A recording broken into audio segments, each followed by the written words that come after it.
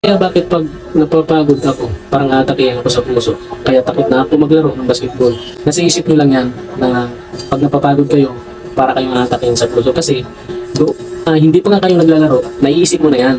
Ganito po yun. Halimbawa, nagpaplano pa lang kayo na maglalaro, iniisip mo na, kaya ko kaya to? Baka mamaya, ano mangyari sa akin doon? Tapos doon na, nahihirapan ka na huminga. Mamaya, atakihin ako sa puso. Yan, gano'n na gano'n ang iniisip mo. Pero ang mas maganda mong gawin dyan, sir, ituloy mo yung paglalaro mo. Huwag kang matakot niya. Kasi kung nakita lang din naman sa ECG sa today ko mo na walang diferensya yung puso mo, hindi kaya baga mo, wala pong walang sa x-ray, malinis, huwag kang matakot.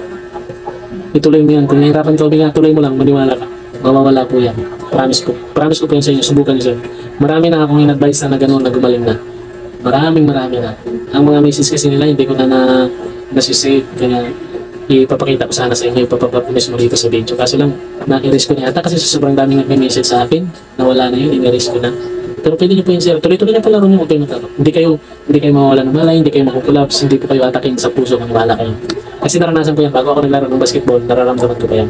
Pero, yun, sa awa ng Diyos, wala. Malaya na ako mag-basketball. Kaya panoorin po yung mga vlog ko dyan, mayroon po mga basketball pa ako.